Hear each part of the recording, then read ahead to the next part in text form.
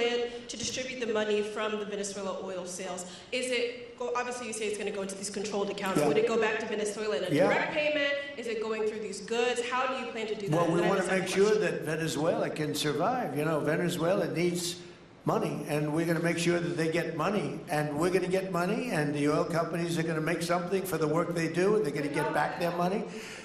We're devising a formula, but it won't be so much of a formula. It's going to be what they need. We're going to take care of what they need. There'll be plenty left over. We're going to have a lot of money left over. And the money left over is going to the United States of America, and the oil companies are going to be very happy.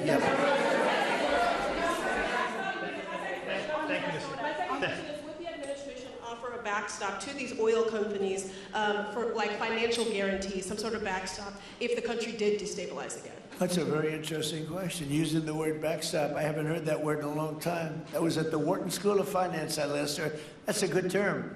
We ought to use it more often. I hope I don't have to give a backstop. I'm just, look, these are very smart people, the smartest people. They're not only in oil and business. These are the biggest companies in the world sitting around this table. They know the risks. I mean, there are risks. We're going to help them out. We're going to make it real easy. They're going to be there for a long time. We're going to be there together for a long, long time. And they're going to be taking the oil, and they're going to be bringing oil prices down. They're going to make a lot of money. They're going to get their money back. They're going to be safe. The people of Venezuela are going to be big beneficiaries, and the United States of America is going to be a big beneficiary for what we've done. And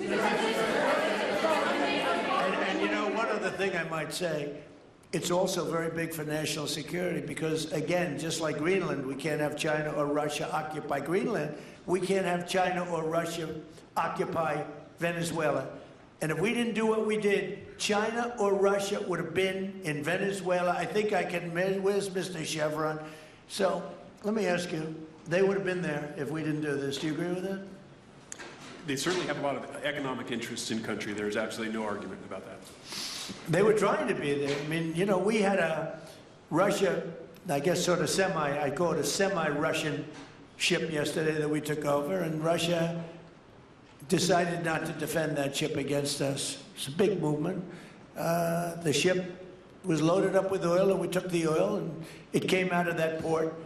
But Russia would be there or China would be there, and we want them to be there for a different reason. We want them, do you people agree? In particular, China, they need a lot of oil. Russia doesn't need so much, but Russia was there anyway. But I assume you agree that China would like to be doing a lot of business there by buying oil, and I want to just tell President Xi and President Putin, but more so in this case President Xi, because they do need a lot of oil, and we are open for business in the United States, and we are open for business in Venezuela, right?